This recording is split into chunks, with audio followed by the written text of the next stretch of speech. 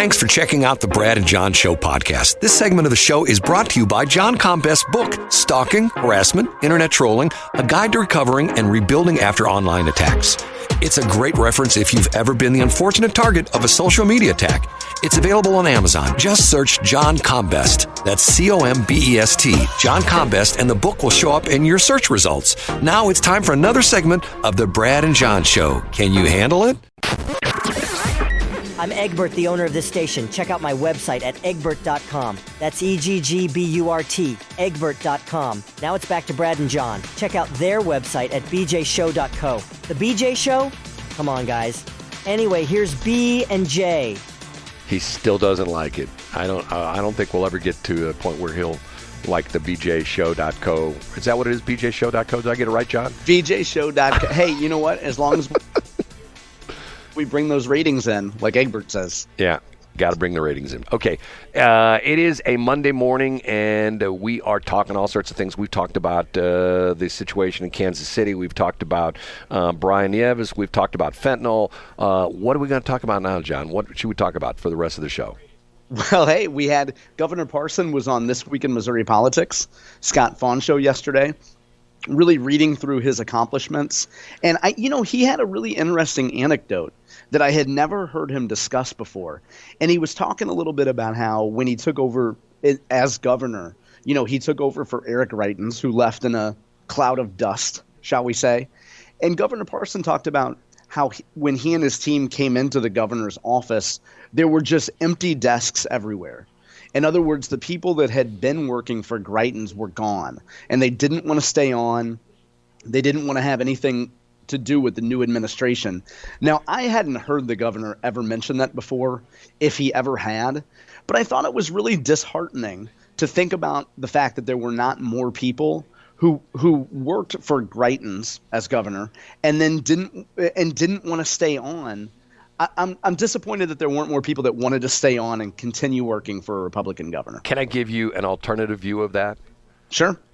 Being that is very similar to what's happening in what was happened for years and years and years in the media business. When a new boss comes in, he fires everybody. Like I told you the story that when Kevin Matheny, a.k.a. Pig Vomit, took over KSLQ, I was the only person he didn't fire. He fired everybody. So yeah, and Brad, and I get the idea that also you don't want to be the last remaining person to get a raft. You don't want to be the last person leaving the Titanic if you think somebody is going to come in. But I'm just surprised that everyone assumed that Governor Parsons would come in. I mean, you can imagine the governor getting rid of somebody who was closely aligned politically or personally with Eric Reitens, but I can't imagine people thought that the governor would come in and want to get rid of, say, mid-level staff or entry-level staff that were just there doing their job. I'll be honest with you, I disagree with you on that because I think to myself, politics is a lot like the media business where, you've got a new guy who's your boss and the old guy did business this way, the new guy does business a different way. And once again, you see these situations where time and time again, what happens when you get a new president? All the people that were the Donald Trump, employees, the politically appointed people, they're gone because of the fact that the new guy comes in and he's going to replace him with all his buddies. That's true, but the difference between Trump and Biden was also partisan and very ideological. Yeah, but still, it's to the point where if you're a Donald Trump fan, when Biden comes in, that's the worst thing in the world for you. You've got trouble written on your forehead because of the fact that once again, it's sort of the new guy comes in and it's my way or the highway kind of thing. Do business my way, or guess what, the door, don't let it hit you on the way out. That kind of a thing. So yeah, I get it. Thankfully, there were a lot of people that I say a lot. I don't know how many there were, but there were people that worked for Greitens that were relatively young people in the administration, and you give them some grace because they came in and they, bought into the vision of this is a guy that's going to change Missouri. Now, can I give you an alternate view on what you just said about Parson? Sure. Okay, the alternate view for me was if he has all these empty desks and the state's still moving on forward, why do you need to fill those desks? Yeah, well, I think his point, Brad, was that on day one those desks were empty and he had to move quickly to fill them. Well, I mean, once again, the state is still in business. Once again, it's like every year or not every year, but we get to this thing where it's the government's going to shut down. We don't have a budget crisis. The government's shut down. It's going like, Agree. okay, guess what? Everything's going to be fine. The interstate highways are not going to fall. The bridges over the Missouri River and the bridge over, the Chain of Rocks Bridge and the Poplar Street Bridge are not going to fall into the river. Amtrak's still going to run. The FAA people are still going to be working, and the planes are still going to be landing and taking off. The Marines, the Navy, the Air Force, the Coast Guard, now the Space Force, they're all going to be at their jobs, making sure we don't get invaded by whomever. Once again, the crazy thing is that the sad part of this is, and it's sort of like I've never watched this show before. Do you ever watch Parks and Recreation? No, but I've heard about it. Okay, the guy who is, I guess he's the head dude or something like that. His thing is he purposely doesn't want to ever meet with anybody, doesn't want to talk with anybody. He just wants to sit in his office and pretend he's like this very important person, okay? How many times do I deal with people in the government like that? I just had a run-in with, I want to say run-in, but I just had a run-around with the federal government over a situation with the radio stations, with the FCC. And right, yeah. I think I've even told you part of this. I was given wrong information. They sent me a spreadsheet that had errors in it. And then when I point out the errors and I essentially said, well, I'm going by what you sent me. Well, that was a mistake. Well, you sent it to me. Once again, it's not like I caused the problem. You guys sent me wrong information. And you get the impression that and they're just there to collect a paycheck. And I know there are government employees that care very much about their job and really think they make a difference. But let's be honest, a lot of them don't. A lot of them are there, because, it's just like one of the things, I have this ongoing feud with school teachers in general and a few of them that I know personally. Yes, you do. And once again, Dave Ramsey. And what do you hear from the school teachers? Oh, we don't make any money. We get paid so little. We have to work so hard.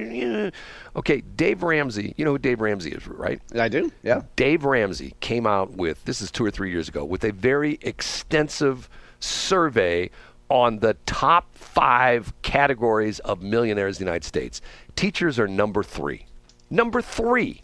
Okay. Because of their pension, I'm sure. Well, no, not necessarily. He's essentially saying it's because of lifestyle and things like that. The teachers tend not to be, like buying a Ferrari and stuff like that. And teachers tend to, but that is part of it as well, too. I don't know if you know this or not. In the state of Missouri, teachers are not in the Social Security system. Did you know that?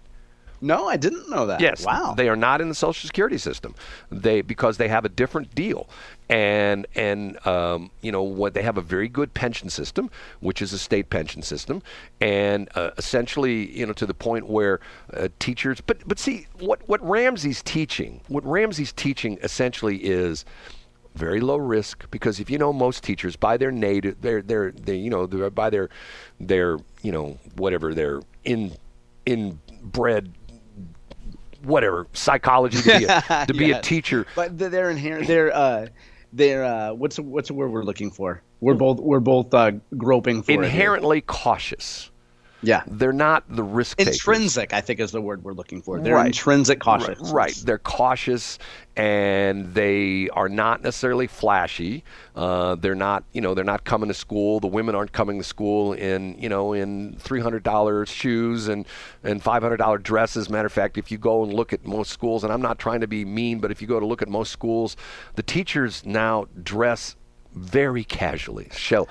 Is that an easy way of saying? And as a guy that was raised, it's the guys that was raised in the 80s under the David Lee Roth "Hot for Teacher" video. I would say that there aren't many teachers that dress that way these days. Back in my day, there weren't very many teachers that dressed like that, although there were a few, but that's a whole nother story. But the idea being is that, and once again, when I say that to my teacher friends, they go, well, that's not true. And I go, well, now, hold on a minute now. This guy Do you know Dave Ramsey? Oh yeah. Do you understand that he's like Mr. Conservative and he's like Mr. He doesn't say it unless he's got it. He's like Mr. Because if he says something untrue, God's gonna strike him down. Because he's a very religious man. It also speaks to the teachers that you're talking to. If they disagree with that concept, they're also outing themselves as someone that hasn't managed their money well. Well, but I'm not even saying manage your money well. It's to the point where they have a job where, let's be honest, if you work at a school district, unless you are doing something really crazy, you can work that job and stay there for 30 years. You're not going to get fired. You're not going to get laid off. That's true. If a new principal comes in, he's not going to clean house. He's not going to fire everybody and get all different teachers and things like that, which to a certain extent, I think, and I'm going to say this, I think it breeds mediocrity, but that's just me. But Brad, let's think about that. The other thing that we should do for teachers is give them Friday off. Like, I don't know why teachers should have to, or administrators, don't even go or there commissioners of education should have to work on a Friday. But see, I've said that that's wrong in so many respects, because that way it breeds a whole generation of kids that think they only have to work 4 days a week. That's true. That's true. But anyway, going back to the Dave Ramsey thing, what was it? Was it engineers, CPAs, teachers? Can't remember the I think lawyers. I can't remember the five. And if you go way back, way back to a book that was written, I believe, in the late 80s, early 90s, called The Millionaire Next Door. Remember that book? You ever heard that one, The Millionaire Next Door? What was the name? The Millionaires what? The Millionaire Next Door. Oh, yeah. Who wrote that one? Well, it was done by the story behind the book was, it was a book it actually wasn't a book.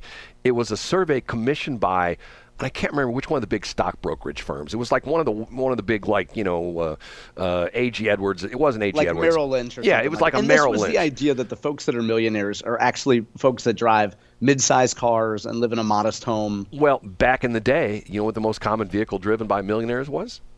You told me once and I don't remember. A Ford F-150 pickup truck.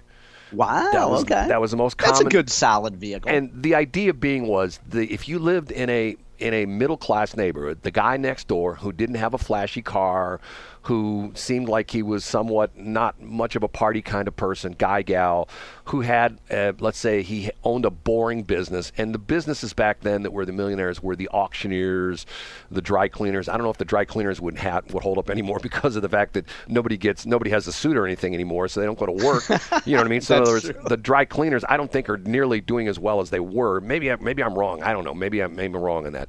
But they were the they were the businesses that were particularly not the flashy kind of businesses. And even to the point where Mike Rowe tells the story about when him doing the Dirty Job show, that he had so many of these guys that he dealt with. They'd own these construction companies and companies that, did nasty stuff like cleaning out, septic tanks and stuff like that, plumbers and things like that, very unglamorous jobs, who made a ton of money and essentially became millionaires. I know several guys that I know that matter of fact, there's a couple of them on this very radio station, advertising this very radio station, who are millionaires, some of them several times over.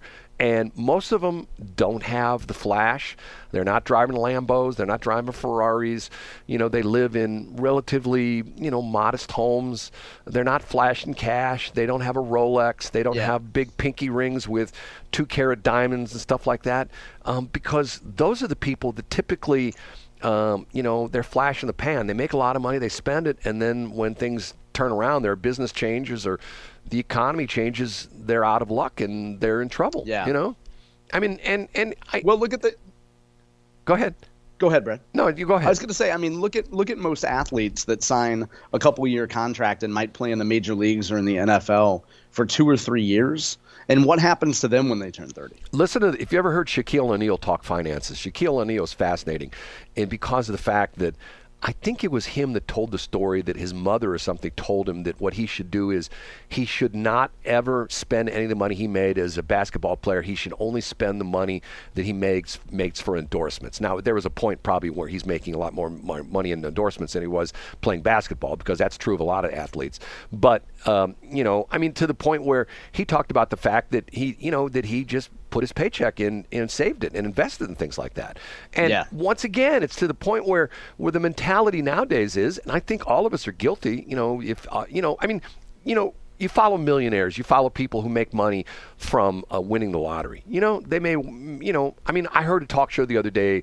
It was on a YouTube video. It was a guy doing a talk show, and they were talking finances. And a guy calls in. He says, I won the lottery 10 years ago. I made $2 million on a scratcher's ticket, and 2 years later, I was broke. I didn't have any money. How does that happen? You know what I mean?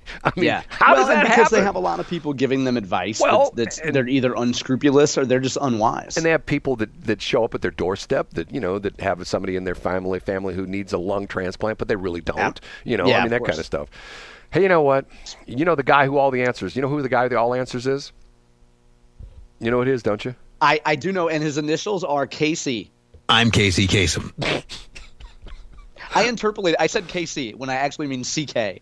I'm feeling a bit dyslexic today, Brad. I'm Casey Kasem. These are the hits you're buying, and radio stations are playing from coast to coast. We're on our way to the number one. And we're on our way to the end of the show. Say goodbye, John. See you guys tomorrow. I'm sorry, I have my new toy. Thanks for checking out the Brad and John Show podcast. This segment of the show is brought to you by John Combest's book, Stalking, Harassment, Internet Trolling, A Guide to Recovering and Rebuilding After Online Attacks. It's a great reference if you've ever been the unfortunate target of a social media attack. It's available on Amazon. Just search John Combest. That's Combest, John Combest, and the book will show up in your search results. Now it's time for another segment of the Brad and John Show. Can you handle it?